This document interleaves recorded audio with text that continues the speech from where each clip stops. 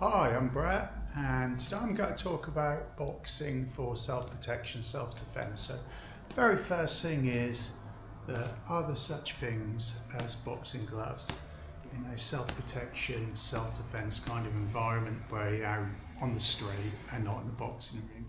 No, of course not. So what we have to do is we have to think about bare knuckle principle and not about hitting somebody as physically as hard as you can, because there's one surefire way of breaking your hands. We have to be more accurate and we have to really focus on a knuckle discipline. So one of the first things with my stance is that I make sure my chin's down, my hands are high and they're kind of protecting my face, a high tight guard. Next thing is, notice what I do with my wrists. I don't have them pointing up. That's because people get used to wearing boxing gloves and holding the wrists. What I need is I need to just flick them forward so that the knuckles are facing as much as the person as we can.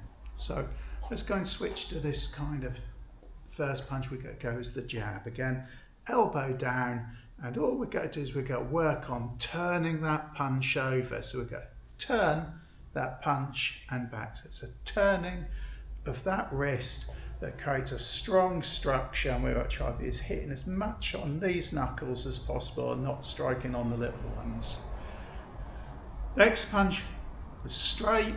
So again, my power comes from the turning of my foot, but again, we really want to focus on that accuracy, that strike.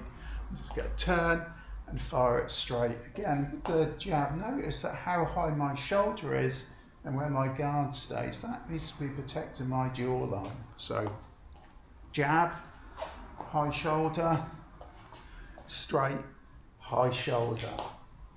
Next one then, hook. This is not a hook.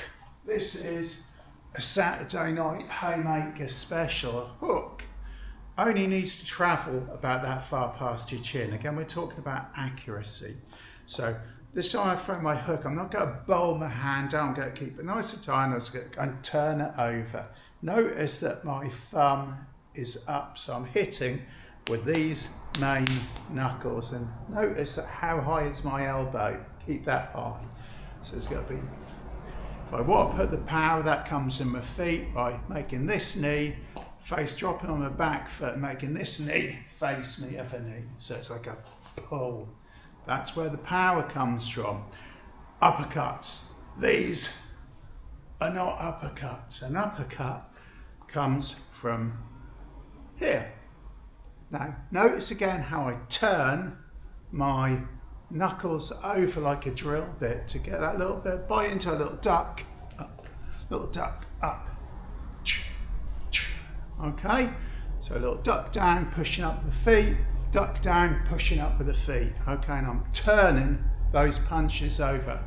Last one then, overhand. So again, my big right hand goes over the top of someone's guard or punches. And notice this time my knuckle is facing down, so I'm maintaining a really strong structure. So it goes over. Also, you notice with an overhand, the arm should be slightly bent. So if it's going over someone's arm, like in a jab or a straight, I'm going over. Okay, so they're the kind of punches that we kind of focus on, 52 blocks. Again, no gloves. Keeping those hands tight, none of this MMA stuff where you got your thumbs out. We need to keep them nice and tight. 1, 2, 3, 4, 5, 6. 6 punches.